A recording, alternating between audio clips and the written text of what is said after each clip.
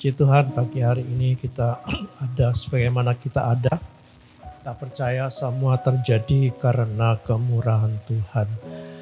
Baik, pagi hari ini kita akan memperhatikan firman Tuhan yang saya beri judul menjadi orang arif.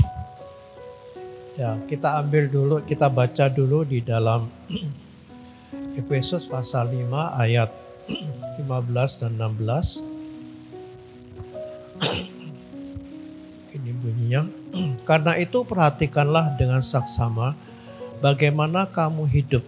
Janganlah seperti orang bebal, tetapi seperti orang arif, dan pergunakanlah waktu yang ada, karena hari-hari ini adalah jahat. Ya, sesuai dengan tema kita akan menggunakan waktu kita dengan baik. Dan dalam ayat ini kita melihat bahwa di tengah-tengah keadaan yang sangat jahat ini, menurut firman Tuhan, di mana dunia tidak bisa kita harapkan lagi untuk menjadi baik. Kita dipanggil menjadi orang arif.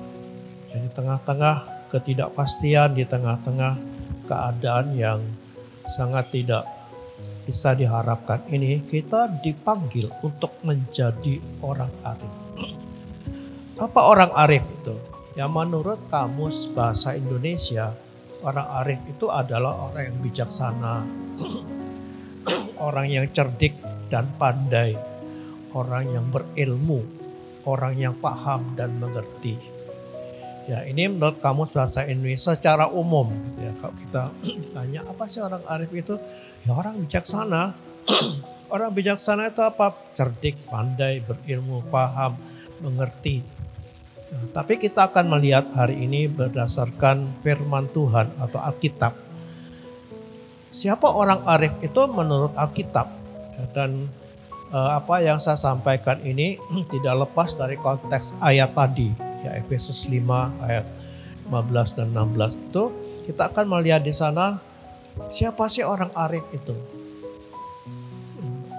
Siapa dan bagaimana kita jadi orang arif? Kita tidak lepas dari konteks ayat tadi, Efesus 5 ayat 15 dan 16. Mari kita lihat yang pertama. Orang arif itu adalah orang yang memahami waktu atau keadaan. Dan memahami waktu hari-hari ini. Dalam ayat tadi itu ada kata-kata karena hari ini adalah jahat. Ya, karena hari-hari ini adalah jahat. Dari kata hari-hari ini adalah jahat, ya, hari-hari ini kita melihat dan menarik kesimpulan bahwa orang arif itu orang yang bisa memahami keadaan dunia ini. Jadi menjadi orang arif itu adalah orang yang memahami keadaan dunia ini. Memahami, ya, bukan hanya tahu. Memahami itu artinya mengerti maksud dari sesuatu sehingga punya gambaran yang luas tentang apa yang sedang terjadi. Ya, itu memahami. Jadi berbeda dengan tahu. Nah, kok tahu itu hanya kita dapat informasi. Oh, hari ini banyak kejahatan. Tahu. Ya, kenapa? Karena dapat informasi. Ya, banyak orang dalam posisi ini tahu. Ya, tahu bahwa hari-hari ini adalah jahat. Buktinya apa? Oh, buktinya itu sekarang ini kejahatan itu makin mengerikan. Ya, ada banyak yang terjadi hari-hari ini yang dulu belum pernah terjadi. Baru-baru ini saya baca di sebuah sosmed gitu ya, bahwa ditemukan mayat-mayat bayi. Mayat-mayat bayi yang bagian dalamnya sudah habis gitu, sudah hilang. Di dalamnya jantungnya, paru-parunya, bahkan ada di situ ditemukan anak-anak gadis katanya. Duh, mengerikan nih, kok dulu anak-anak kan jadi takuti, sekarang gadis-gadis juga bisa jadi korban. Tahu, kadang baca. Tapi tidak mengerti apa maksudnya ini. Mengapa ini terjadi? Apa makna dari semua ini? Gak ngerti. Tidak mengerti. Jadi orang yang cerdik itu, orang yang arif itu, orang bijaksana itu memahami bahwa hari-hari ini adalah hari yang jahat. Kalau dikatakan hari-hari ini seperti yang saya sampaikan beberapa waktu yang lalu, bahwa pengertiannya bukan secara hurufiah. Hari-hari ini hari Senin, bukan yang dimaksud bukan hari-hari itu, ya, tetapi adalah keadaan dunia ini.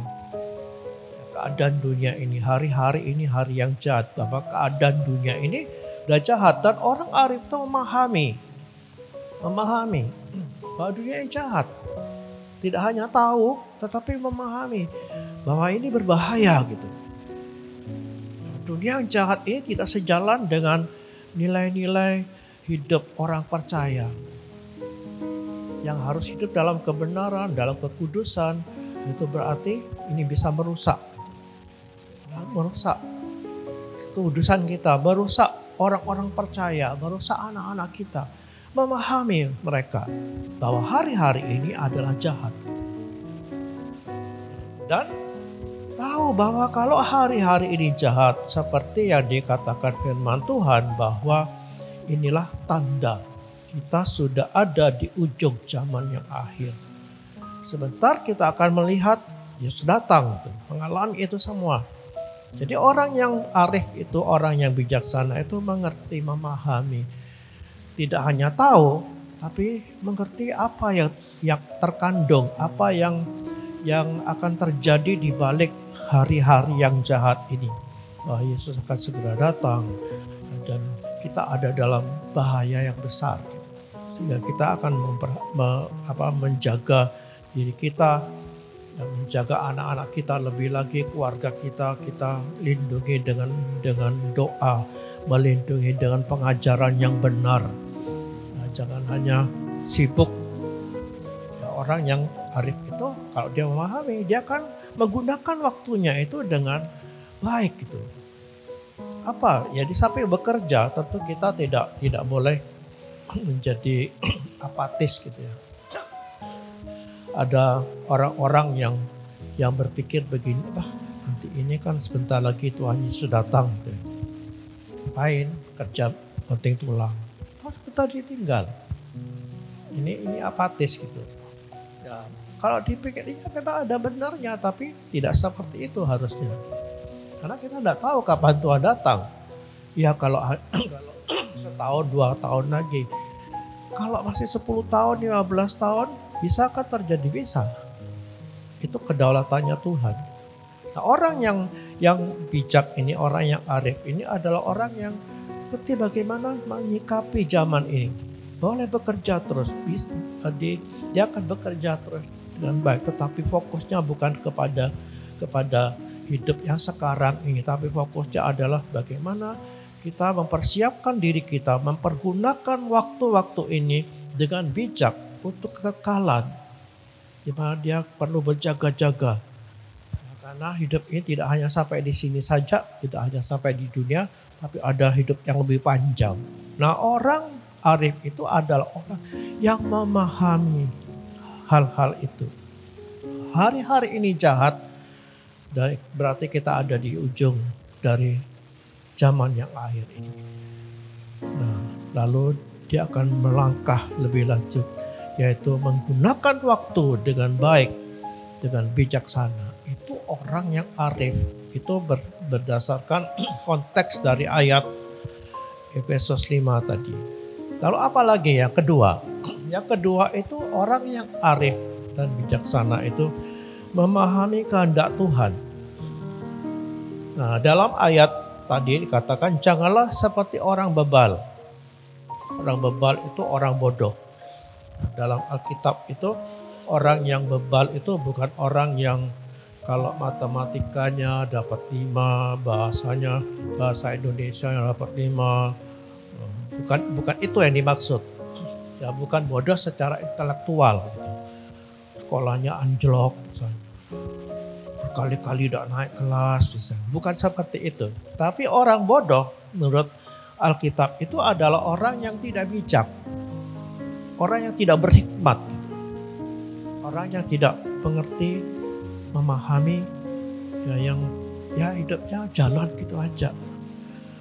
Dan lebih lanjut Amsal itu mengatakan orang yang bebal ini orang yang tidak mau diajar, tidak mau menerima teguran, menolak kebenaran juga, tidak memahami keadaan hari-hari ini dan tidak mengerti kehendak Tuhan. Itu yang menjadi tekanan dari orang bebal ini adalah orang yang tidak mengerti kehendak Tuhan. Tidak tahu apa sih kehendak Tuhan. Itu orang bebal, orang bodoh gitu. Jadi bukan orang yang secara intelektual, bodoh secara intelektual, ya, karena Alkitab tidak berbicara seperti itu, tapi adalah orang yang tidak berhikmat dan lebih lagi tidak mengerti kehendak Tuhan. Nah, sebab itu maka hidupnya itu cenderung mengikuti kehendaknya sendiri. Cenderung mengikuti maunya sendiri gitu. Dia hidup seperti dunia. Ya, orang dunia tidak memahami kehendak Tuhan.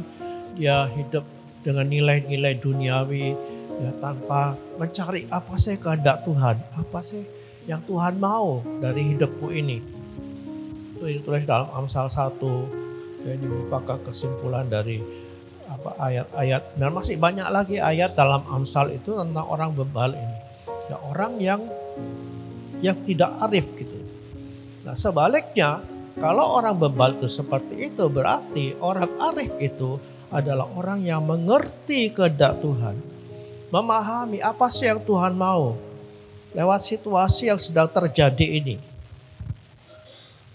Ya, jadi kalau misalnya ada satu kejadian yang terjadi dalam hidup kita, orang bijak itu tahu, ya kenapa kok diizinkan ini. Nah, dalam situasi seperti ini, apa yang Tuhan mau dan bagaimana saya bertindak, itu orang bijak. Jadi bukan orang yang pintar secara intelektual atau bodoh secara intelektual, tapi orang yang arif ini adalah orang yang memahami kehendak Tuhan itu apa lewat kejadian ini. Apa sih yang Tuhan katakan dengan peristiwa ini? Apa yang Alkitab katakan? Dia paham, ngerti bagaimana hidup dalam dunia seperti ini. Itu orang arif.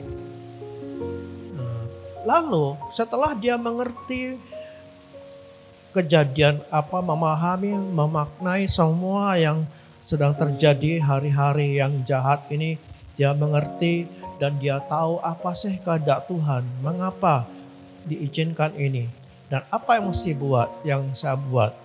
Dia tidak berhenti sampai di situ. Tapi Alkitab dalam Efesus tadi mengatakan dia hidup dengan bijaksana. Tadi ayat Efesus itu ada penggalan kata-kata mengatakan perhatikanlah dengan seksama bagaimana kamu hidup. Perhatikanlah dengan seksama bagaimana kamu hidup. Artinya menjadi orang arif itu berarti hidup dengan bijak. Bagaimana kamu hidup? Perhatikanlah. Dia hidup dengan bijak dan berhati-hati. Jadi bukan hanya tahu, memahami, tahu kehendak Tuhan tapi diam. Tidak melakukan apa-apa. Hanya tahu, hanya memahami, memaknai. Lalu ya sudah, cukup. Tidak, tapi dia melakukan sesuatu. Melakukan sesuatu. Setelah dia mengerti. Apa yang dia lakukan? Dia mengubah cara hidupnya. Cara hidup yang dulu, salah ini. Apa sih kehendak Tuhan? Dirubah sesuai dengan kehendak Tuhan. Dia akan berhati-hati. Dia mengambil kesimpulan, keputusan, tindakan. Ya, agar tindakan saya ini tidak menyimpang dari nilai-nilai kekristenan. Ya, tapi saya harus hidup seperti itu dengan Tuhan. Dia memastikan bahwa hidupnya itu harus ada di jalan Tuhan. Orang arif. Hidup dengan bijak. Hidup dengan benar di hadapan Tuhan. Dan dia akan menghargai waktu. Bahwa waktu-waktu yang Tuhan beri ini adalah sesuatu yang sangat berharga. Saya sampaikan tempo hari bahwa Waktu-waktu ini adalah berharga. Kenapa? Karena ketika digunakan, dia akan menghasilkan sesuatu yang besar. Ya, ketika kita menggunakan waktu-waktu kita dengan baik, kita akan melihat hidup ini adalah hidup yang terbangun dan menjadi berkat bagi banyak orang. Jadi ketika kita menjadi orang bijak ini adalah bagaimana kita menggunakan waktu, membangun diri ini sesuai dengan kehendak Tuhan. Sesuai dengan kehendak Tuhan. Jadi itu pengertian orang yang bijak. Ya, jadi lebih luas dari sekedar yang kita baca di dalam kamus bahasa Indonesia.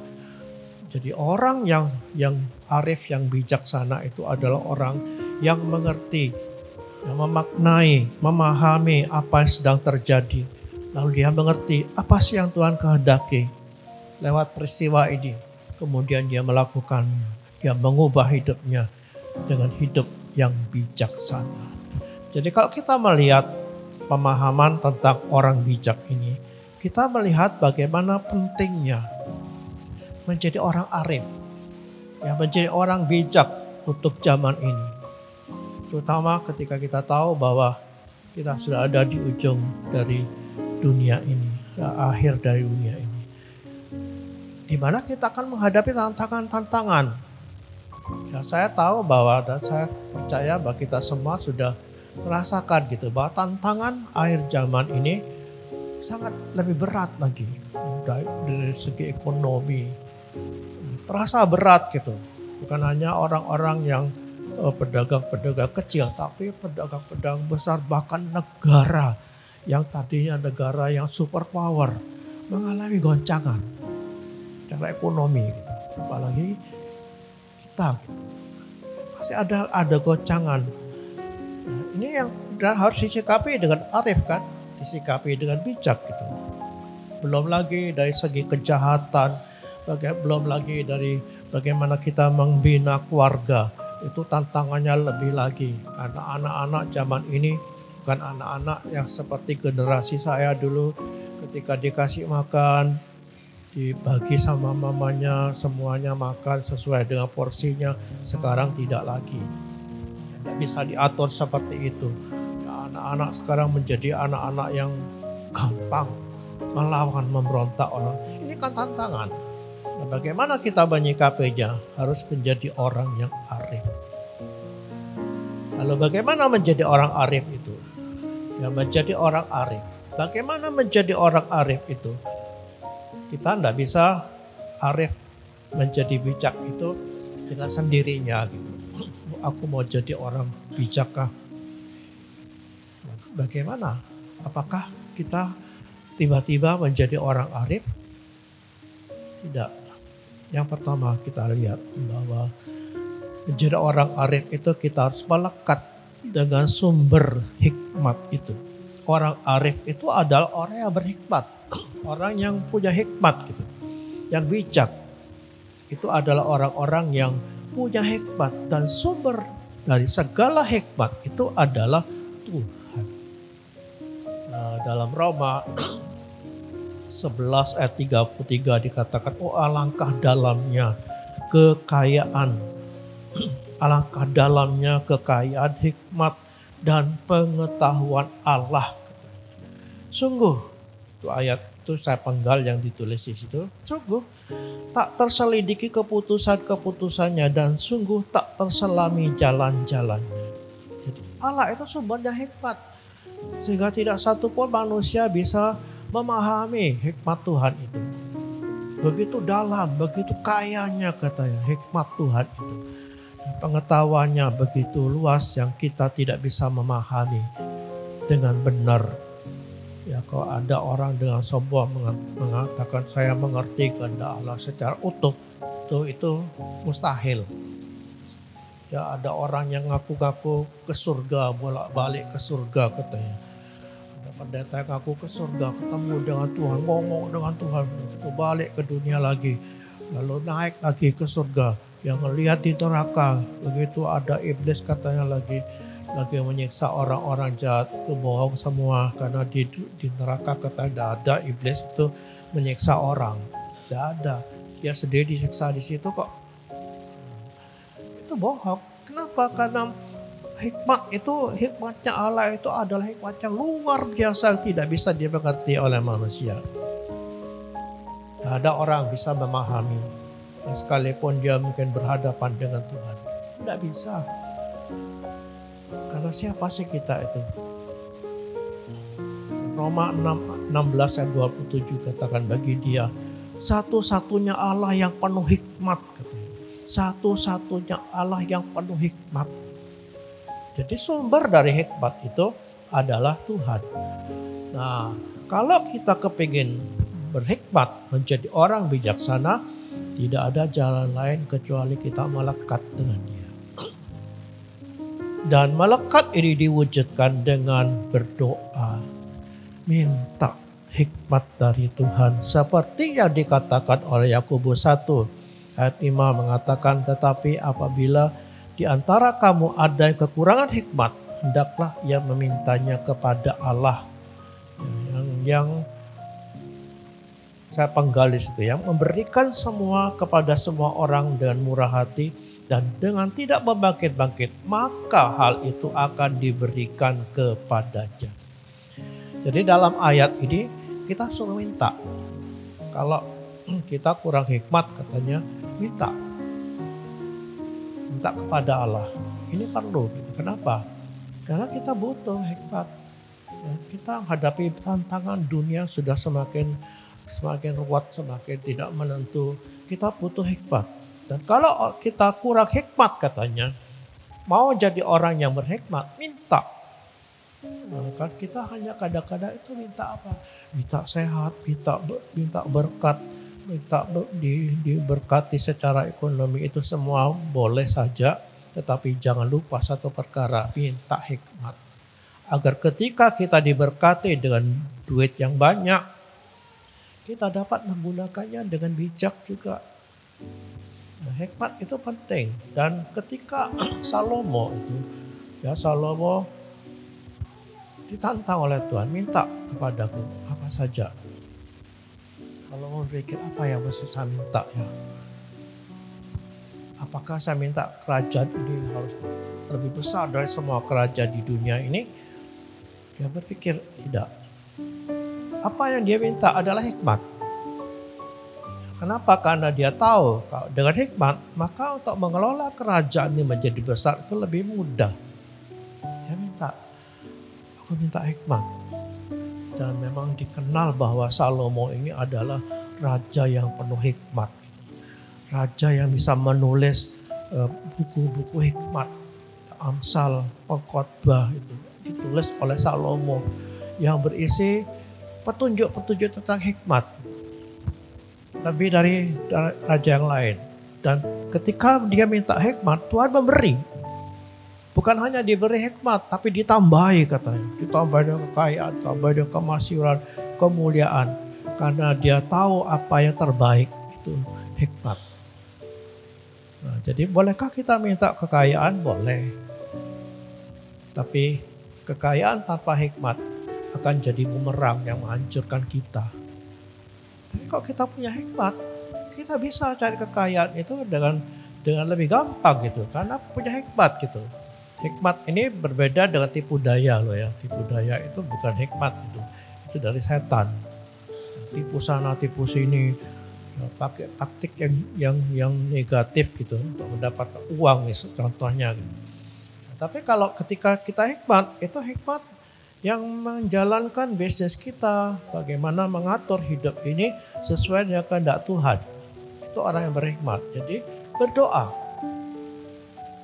Supaya kita jadi orang yang arif, gitu, yang bijak, yang memahami satu keadaan, yang mengerti apa sih kehendak Tuhan, lalu bertindak dengan bijaksana. Berdoa, minta hikmat. Seperti Salomo meminta hikmat kepada Bapa, dan Tuhan berikan, menambahkan yang lain diberi. Maka dengan hikmat kita bisa hidup dan mengatur hidup ini dengan baik. Hanya dengan hikmat. Yang kedua, apa yang kita buat adalah membaca firman. Nah, ini kan firman Tuhan ini kan asalnya dari Allah yang berhikmat itu. Satu-satunya Allah yang berhikmat, yang hikmatnya tidak tertandingi, dan itu bisa disampaikan oleh Allah, dinyatakan oleh Allah lewat Alkitab, firman. Paulus kepada Timotius mengatakan, ingatlah juga bahwa dari kecil engkau sudah mengenal kitab suci yang dapat memberi hikmat kepadamu.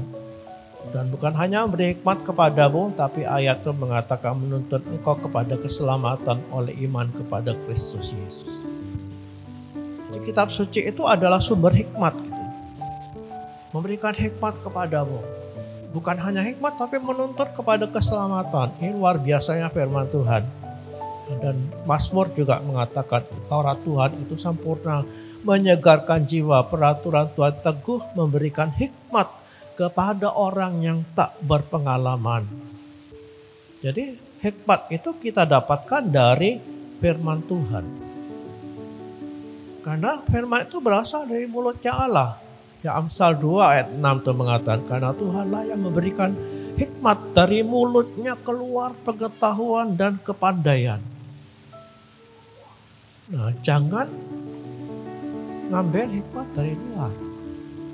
Firman Tuhan. Karena di luar juga banyak hikmat. Ada orang-orang yang dianggap bijak. Ada tokoh-tokoh kuno itu ya. Ada Confucius, ada orang-orang yang dianggap bijak gitu. Yang punya hikmat gitu. Tidak semua hikmatnya sama gitu. Dengan apa yang dikatakan firman Tuhan. Ya, kalau hikmatnya itu mengatakan kita harus menghormati orang tua, itu sama. Tapi ada mungkin ajaran-ajaran yang menyimpang dari firman Tuhan gitu. Jadi firman Tuhan ini jadi patokan gitu. Hikmatnya berasal dari Tuhan. Jadi kalau kita mau jadi orang yang berhikmat, baca firman. 1 Korintus 1 ayat 20 mengatakan begini. Saya tidak cantumkan di situ. 1 Korintus 1 ayat 20. Di manakah orang yang berhikmat? Di manakah ahli Taurat? Di manakah pembantah dari dunia ini? Bukankah Allah telah membuat hikmat dunia ini menjadi kebodohan? Di mana orang-orang yang berhikmat itu? Ada ahli-ahli Taurat yang berhikmat katanya. Semuanya dianggap bodoh oleh Tuhan. Membuat hikmat dunia itu menjadi kebodohan. Kan dalam satu ayat, kalau kita baca terus ayat ini, katakan di situ bahwa kebodohan Allah itu lebih besar ya dari kepintaran manusia. Jadi kalau manusia itu pintarnya segini, bodohnya Allah itu masih di sini katanya. Dia melebihi segala perkara. Mereka kalau Paulus bisa mengatakan kebodohan Allah itu bukan berarti Allah bodoh. Tapi hikmat yang paling rendah mungkin dari Allah itu masih lebih tinggi dari hikmat manusia yang paling top. Jadi kita tidak boleh mengambil hikmat itu dari luar firman Tuhan. Oh, ini orang bijak ini. Ajarannya mendunia ini. Kalau kita ngambil buku-buku filsafat dari orang-orang yang di luar Tuhan, nanti kita salah gitu. Harus kembali ke firman. Saya tidak mengatakan ajarannya orang-orang bijak di luar Kristus itu salah semua. Tidak, ada yang benar. Ada yang benar di tengah-tengah kehidupan yang berdosa itu masih ada mutiara, ada yang tersembunyi di situ, masih ada yang benar. Tetapi firman Tuhan itu lebih dari segalanya dan tidak didapatkan kesalahan. Oleh sebab itu kalau kita mau jadi bijak, baca firman. Baca firman supaya kita mengerti. Ya, karena segala rahasia itu ada di dalam Allah dan Allah akan ungkapkan itu. Yang ketiga, dalam persekutuan dengan Tuhan itu kita hidup dalam pimpinan Roh Kudus. Karena Roh Kudus itu adalah sumber hikmat. Katakan Efesus 1 ayat 17, dan meminta kepada Allah Tuhan kita Yesus Kristus, yaitu Bapa yang mulia itu, supaya Ia memberikan kepadamu roh hikmat. Jadi Roh Kudus itu adalah roh hikmat juga, yang akan memberikan wahyu untuk mengenal Tuhan dengan benar dan bisa memahami apa yang sedang terjadi hari-hari hanya oleh Roh Kudus. Yesaya juga mengatakan bahwa Roh Tuhan itu akan ada padanya roh hikmat dan pengertian, roh nasihat, roh nasihat dan keperkasaan, roh pengenalan dan takut akan Tuhan. Jadi kalau kita ingin jadi berhikmat, gimana? Hiduplah di dalam Roh Kudus dan biarkan Dia memimpin kita. Biarkan Dia menolong kita untuk memahami keadaan ini. Ya, ketika kita menghadapi satu masalah, jangan lupa minta, Tuhan, apa yang sedang terjadi ini? Mungkin kita tidak ngerti. Ya, kenapa ini harus terjadi, Tuhan? Dan apa yang mesti saya buat? Mari kita minta Tuhan memimpin kita. Dan saya percaya ketika kita minta, seperti janjinya tadi, Dia akan memberikan kepada kita. Dia akan memimpin kita, rohnya itu akan menuntun kita. Untuk berjalan dalam kehendak-Nya. Saya percaya kalau kita bersandar kepada Roh Kudus, Tuhan akan pimpin kita ada jalannya. Untuk mengerti dan bertindak dengan benar. Kalau ada orang yang cerita kepada saya, kadang-kadang saya menghadapi juga hamba Tuhan yang berkonsultasi tentang kehidupannya. Saya jadi bingung, kenapa? Karena ini hamba Tuhan. Gitu. Hamba Tuhan, kalau hamba Tuhan itu kan saya anggap dia ngerti banyak. Lalu apa saya mesti ngomong gitu? Apa yang saya mesti ngomong kepada orang yang sudah ngerti ini? Ya, pada jemaat mungkin saya lebih bisa masuk gitu ya. Tapi kalau dengan sesama hamba Tuhan, saya pikir orang juga ngerti firman Tuhan. Apa nanti saya mau ngomong? Tapi saya tidak pernah khawatir gitu karena beberapa pengalaman mengajarkan saya bahwa hanya dengan Tuhan itu, Tuhan akan menunjukkan ini loh yang mesti kamu ngomong gitu. Saya berdoa Tuhan tolong supaya saya ngomongnya saya ini tidak seperti buang garam di laut. Ini kan hamba Tuhan itu. Dia ngerti banyak. Lalu saya menasihati dia dengan firman Tuhan kayak seperti orang buang garam di laut. Laut yang sudah asam dikasih garam lagi. Ini dengan pimpinan Roh Kudus gitu.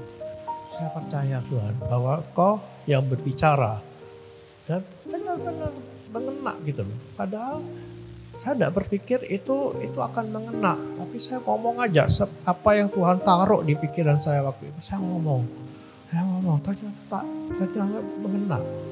Sekalipun dia sudah tahu itu, tapi ketika Tuhan mengurapi apa yang saya katakan itu, benar-benar kena gitu, dan dia dibangkitkan. Ya, mungkin saya pernah cerita di sini ada seorang hamba Tuhan yang mukanya kesini itu suram gitu, mukanya suram. Dan saya tahu ini bermasalah ini. Lalu saya tanya dari mana? Dia mulai cerita.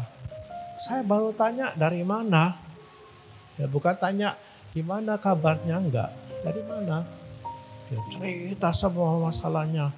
Oh, dia lagi gini. Ya, tadinya dia mau pulang tapi kok Tuhan gerakkan saya ke sini katanya.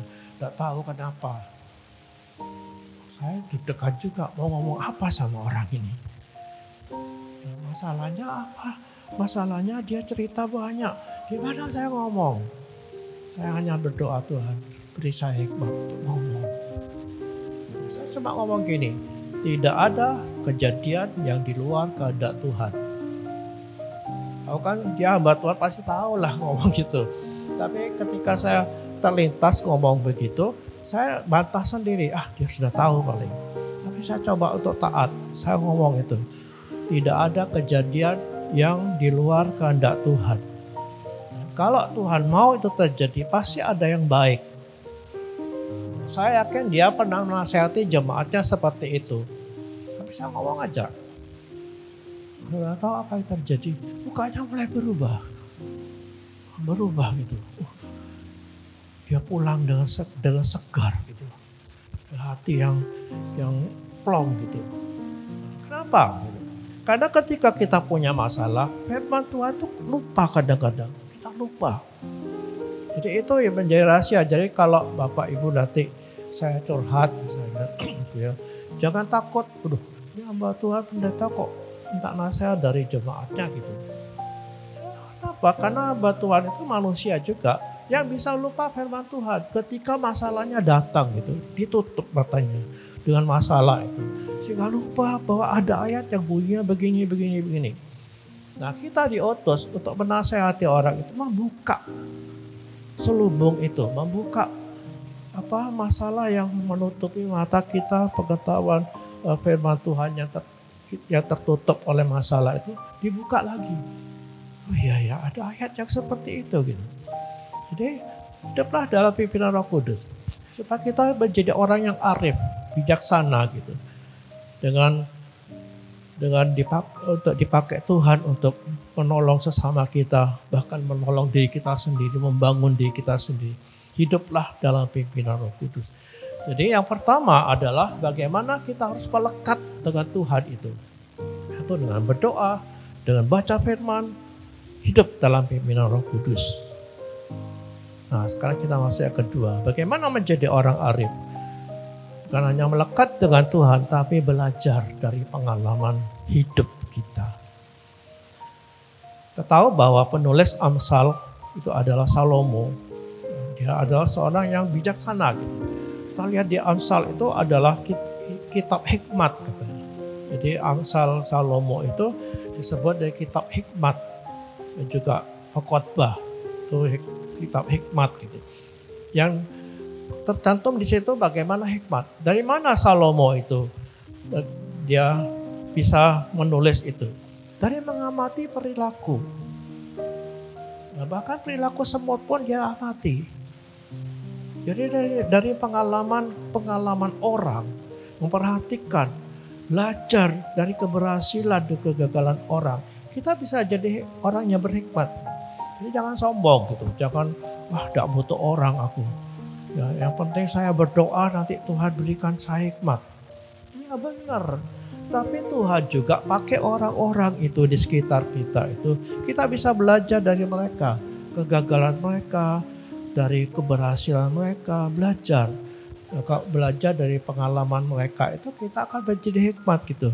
Oh ya, si A itu dulu ngalami gini, oh jalan keluarnya begitu. Walaupun tidak semua pengalaman orang itu relevan dengan kita.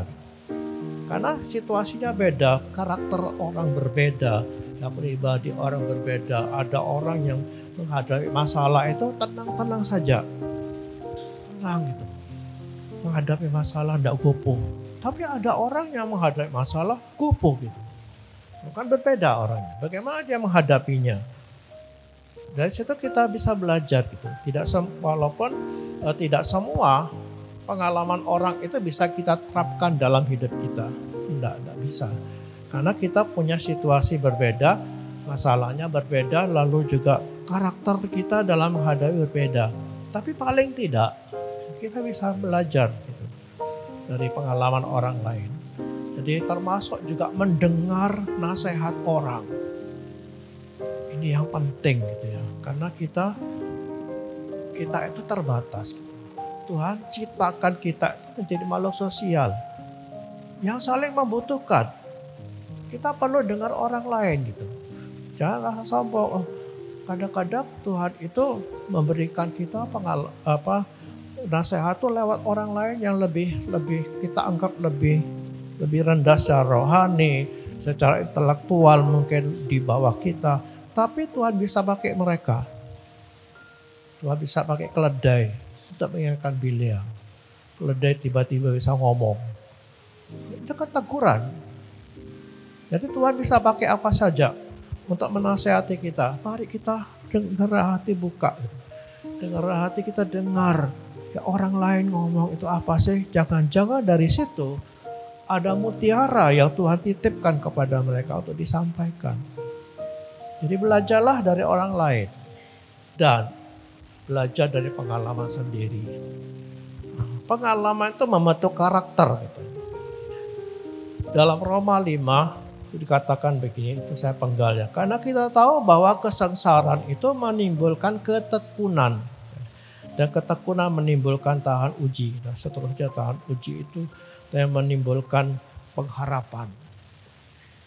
Jadi lewat kesengsaraan kita, Lewat pengalaman kita, kesengsaraan, terutama Tuhan itu mendidik kita biasanya dengan keras gitu ya, dengan lewat kesengsaraan. Kita bisa belajar di situ, apa sih? Kenapa ini harus terjadi? Mengapa Tuhan membiarkan saya mengalami pengalaman yang sulit ini?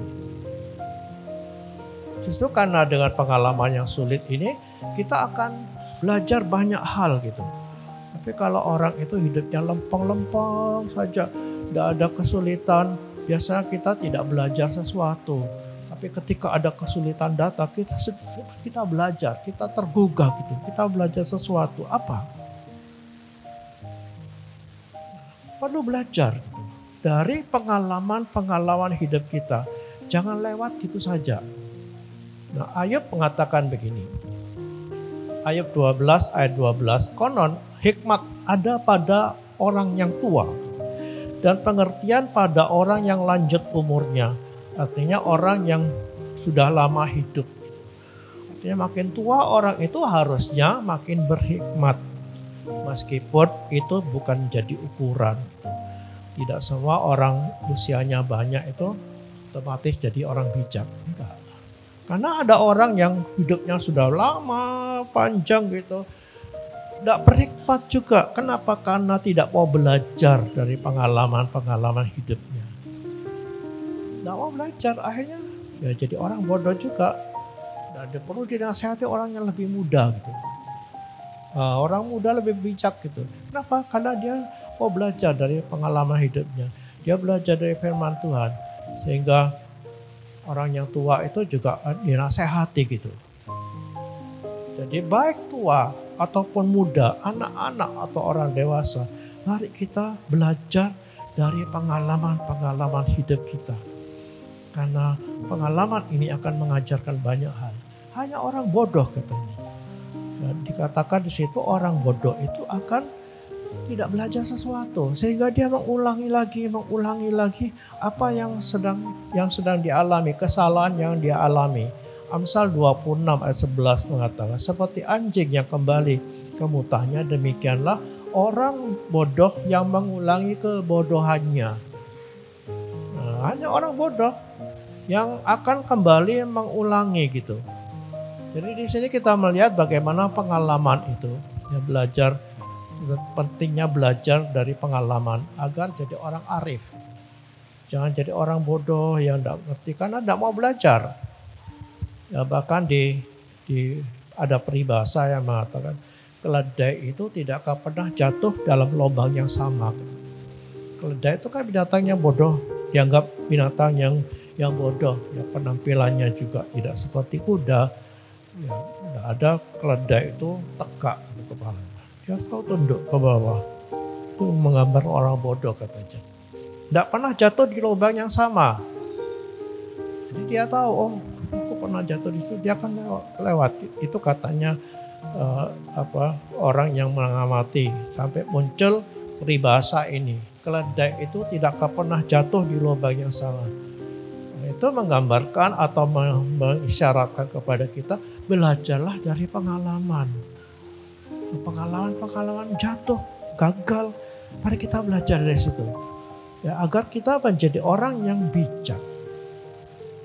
Jangan mau berjalan seperti biasanya, ya gitu aja lah. Yang penting saya hidup. Enggak, mari kita jadi orang bijak. Kenapa? Karena kita tahu zaman ini bukan zamannya orang hidup seperti zaman dulu. Kok zaman dulu? Oke, bolehlah, enggak apa-apa. Tapi mari hari-hari ini, tahun ini, kita harus hidup seperti orang bijak. Dan dari semua pengalaman-pengalaman hidup ini, pengalaman hidup pahit, manis, ya kita belajar semuanya. Jangan keluar dari firman Tuhan. Gitu. Kita harus tetap dituntun oleh firman Tuhan. Jadi artinya firman Tuhan itu harus jadi pedoman iman kita, pedoman hidup kita. Supaya kita jadi orang arif. Janganlah firman Tuhan, ya kita misal suruh baca dalam hubungan dengan Tuhan. Ya. Kan kita tadi suruh baca firman. Wah, saya mau jadi orang arif, baca firman. Jangan ditafsirkan menurut kehendak sendiri. Harus kembali ke firman Tuhan, karena Alkitab itu menafsirkan dirinya sendiri. Jangan, katanya hamba Tuhan gini. Makanya lalu kita menafsirkan sesuatu yang salah gitu. Kita harus kembali ke firman Tuhan. Firman ini harus jadi pedoman kita, supaya kita dituntutnya menjadi orang arif. Baca firman, bagaimana kita beribadah kepada Tuhan, dalam hubungan dengan Tuhan itu. Lalu belajar dari pengalaman hidup. Jangan keluar dari firman Tuhan. Dia harus dari dasar hidup kita. Jadi penuntun kita yang utama. Dan satu-satunya bagi orang arif. Supaya kita jadi orang yang bijaksana. Dan tahu bagaimana membawa hidup kita. Tahu bahwa hari-hari ini hari yang jahat. Dan mari kita pergunakan waktu yang ada itu. Itu orang arif bisa berpikir segitu. Ini waktu yang sudah tidak baik. Sudah ada di akhir zaman, saya mau gunakan waktu yang ada itu dengan sebaik mungkin. Amin. Warta Jemaat. Mari seluruh jemaat bergabung dengan komunitas sel, untuk bertumbuh bersama-sama belajar dan saling berbagi. Untuk penempatan komsel, dapat menghubungi Bapak Gembala. Ibadah wanita hari Rabu pukul 5 sore di gereja. Ibadah Paskah Sekolah Minggu hari Jumat tanggal 18 April 2025, pukul 8:30 pagi. Ibadah Jumat Agung disertai baptisan air dan perjamuan kudus diadakan tanggal 18 April 2025 pukul 5 sore. Ibadah Minggu Paskah diadakan tanggal 20 April 2025 pukul 6:30 pagi. Ibadah akan dilaksanakan pagi saja. Selamat ulang tahun yang berulang tahun di minggu ini, kiranya Tuhan memberi kesehatan, kedewasaan rohani, berkat, dan damai sejahtera. Pemberkatan nikah Saudara Rainier Paulus Rumondor dan Tri Eunike Margaretha diadakan tanggal 25 April pukul 12 siang. Pendalaman Alkitab bagi peserta baptisan akan diadakan hari Selasa 15 April 2025 pukul 6 sore. Tuhan Yesus memberkati.